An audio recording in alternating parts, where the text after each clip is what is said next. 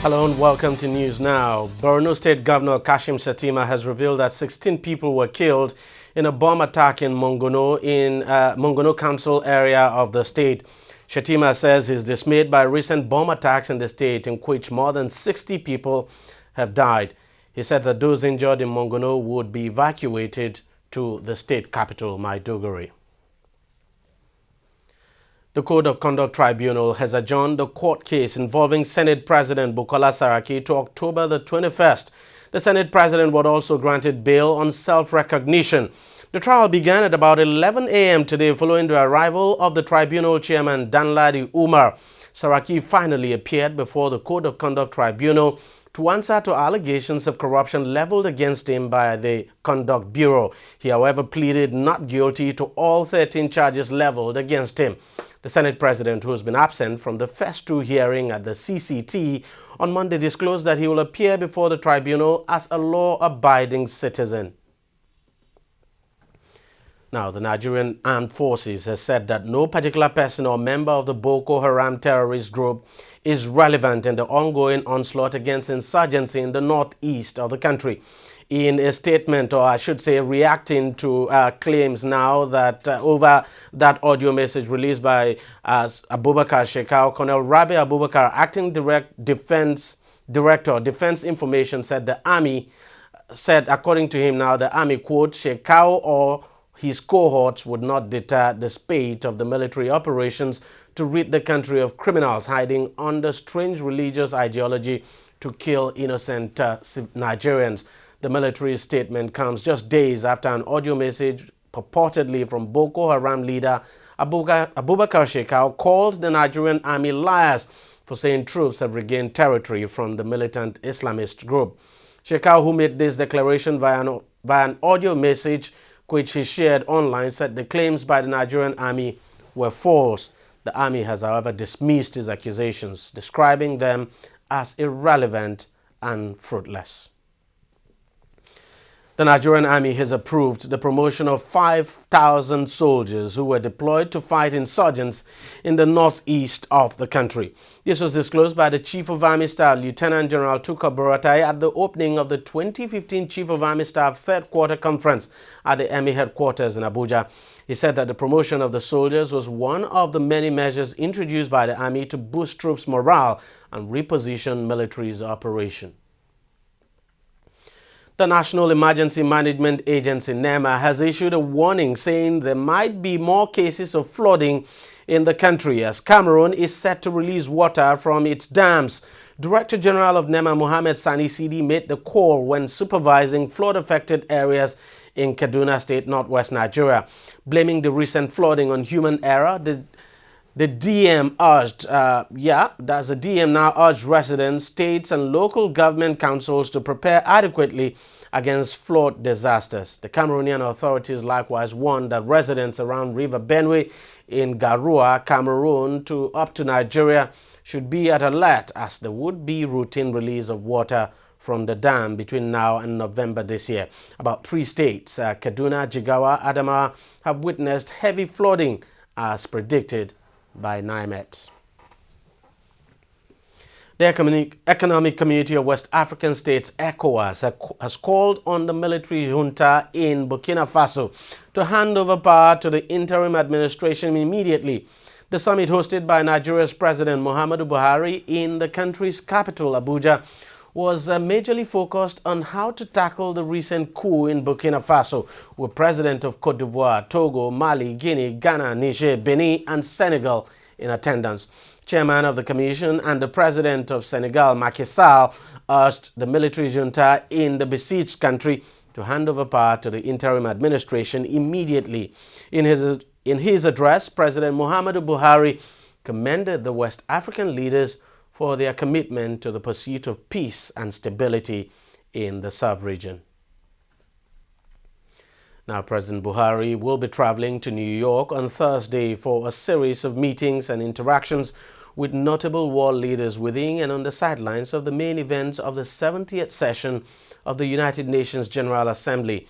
In a statement released by the Special Advisor on Media and Publicity to the President, Femi Adesina, President Buhari will be meeting with U.S. President Barack Obama, UN Secretary General Ban Ki-moon, French President François Hollande, just to mention a few. The President will discuss issues bordering on war against terrorism, bilateral relations, countering violent extremism, among others. He will be accompanied by governors of Sokoto, Kaduna and Niger states, the National Security Advisor, as well as the permanent secretaries in the federal ministries of Foreign Affairs, Defense, Finance, Health, Industry, Trade and Investment will also be on that trip. President Buhari is scheduled to return on September the 29th, the statement concludes. The national president of the Association of Maritime Truck Owners, Remi Ogungbemi, has assured that the gridlock in the Lagos metropolis would clear within the next 48 hours. Ogungbemi gave the assurance while speaking on the latest gridlock locking down Nigeria's economic capital. He said various stakeholders had been working tirelessly with the Nigerian Customs Service to clear a backlog of trucks at the ports to allow vehicles pass. He added that since the Lagos state government relaxed the restriction of trucks to start moving in the day, accessing the ports had been difficult due to trucks trapped by the law. The Lagos Sector Commander of the Federal Road Safety Commission, Hyginus Omeje, said the gridlock was a deliberate action by truck and trailer owners. Governor of Lagos State, Akinwumi Ambode, has appointed Olufolarin Ogunsanwo as the new chairman of Lagos State Internal Revenue Service, LIRS. In a statement released on Tuesday on its official website, LIRS said Ogunsanwo's appointment was confirmed by the Lagos State House of Assembly on Tuesday on the request of the governor. Governor Ambode had earlier approved the appointment of new directors to the board of LIRS. The new directors include Akintola Bolaji, Maruf Oludare, Tijani Ariola, Kolada Isi, Sheyi Alade, Afolayan Folashade, and Ayodele Adebayo, with Jimmy Aina serving as board secretary. The new officers are expected to resume work immediately and work towards implementing the vision of the state government. Now, workers in Ondo State on Tuesday protested the non-payment of salaries in the past 3 months by the state government. The workers protested at the office of the Accountant General of the state, where they demanded the release of the bailout package approved by President Muhammadu Buhari to pay their salaries. In his address to the aggrieved workers, the head of Ondo State Civil Service, Tony Akinkwuto, pleaded with them to exercise patience with the state government. Akinkwuto informed them that Governor Olusegun Mimiko had given the directive that as soon as the mop-up exercise of the verification is concluded in all the ministries, departments and agencies, the salary deductions would be paid.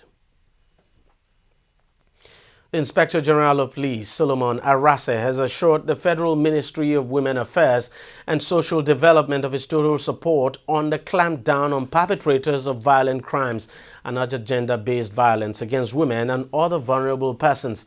The IGP made this known during a meeting with delegates now from the Federal Ministry led by the Permanent Secretary Ezekiel Oyemoni in the police headquarters, Abuja. He said that the Nigerian police, under his watch, has become gender sensitive and as such is committed to ensure that the perpetrators of gender-based violence refrain from it or face the wrath of the law. He also urged members of the public to utilize the Nigerian police gender-based platform to report any case in this regard. We'll take a break here and News Now will be right back.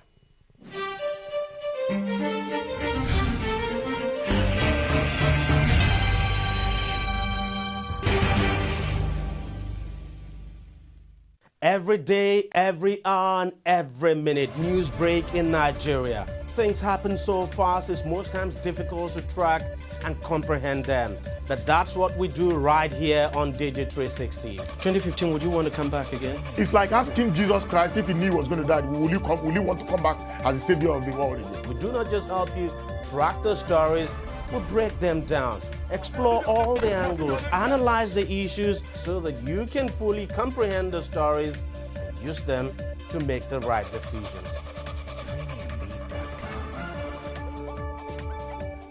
Welcome back. The Central Bank of Nigeria, CBN, on Tuesday kept its benchmark interest rate on hold at 13%, but loosened monetary policy by cutting banks' cash reserve ratio to 25% in order to ease liquidity shortages.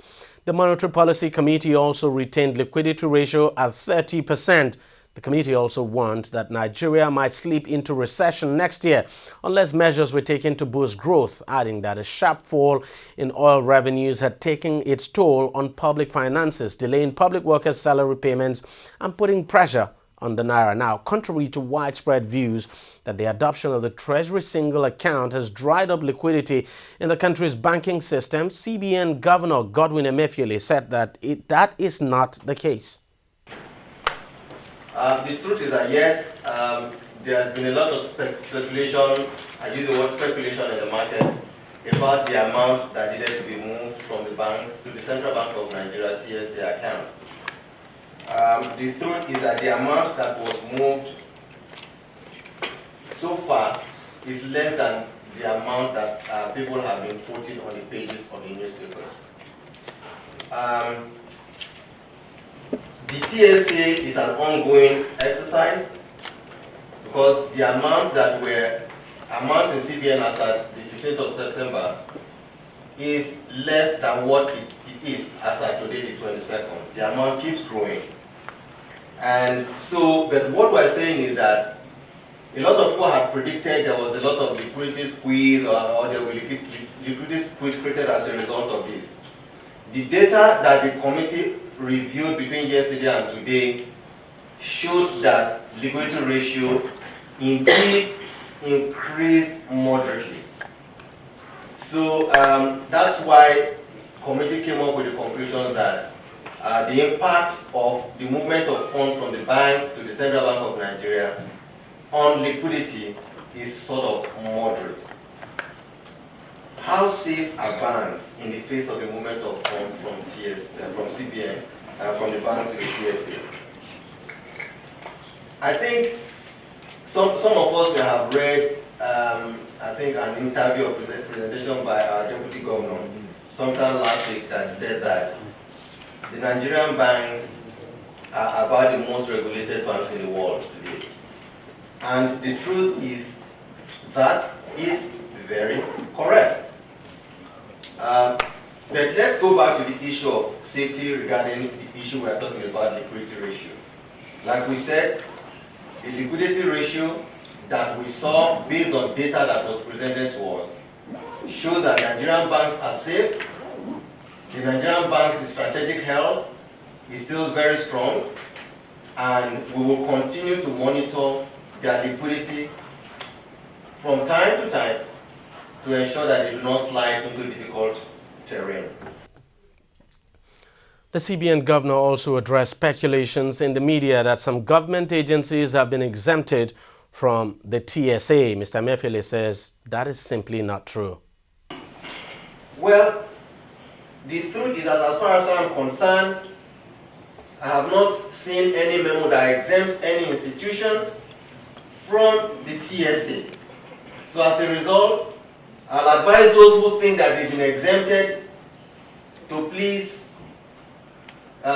avoid creating confusion, because I have not seen any, and for that reason, no organization is exempted, and will appeal to those who are affected by the movement of funds from their banks to the Central Bank TSA account to please comply. Crude oil prices fell on Tuesday, reversing a steep rally the previous day under pressure from uncertainty over whether global demand will be enough to erode a sky-high surplus. Volatility has picked up this week as the outlook for crude has been muddied by data pointing to the market possibly having stabilized after losing more than half its value in a year. Another factor is the persistence of the high global surplus in modern times. November Brent crude futures were down 72 cents at $48.20 a barrel, while U.S. crude futures for November were down $1.03 at $45.92 a barrel. Burkina Faso's army has given the coup leader an ultimatum to surrender or face an assault as its troops reach the capital, Ouagadougou. Negotiations between army chiefs and the presidential guard have stalled, a senior military officer said. Now, troops are moving through the capital as a deadline given to General Gilbert Diendere to surrender has passed. He staged a coup last week after opposing moves to interrogate or to integrate the Presidential Guard into the army. He has released the president and the prime minister following talks brokered by mediators. The coup has been widely condemned, with the African Union suspending Burkina Faso's membership.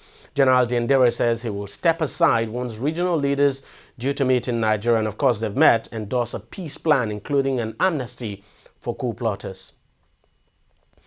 About 9 persons were killed after a car bomb exploded at the gate of Somalia's presidential palace in the capital, Mogadishu, police reported.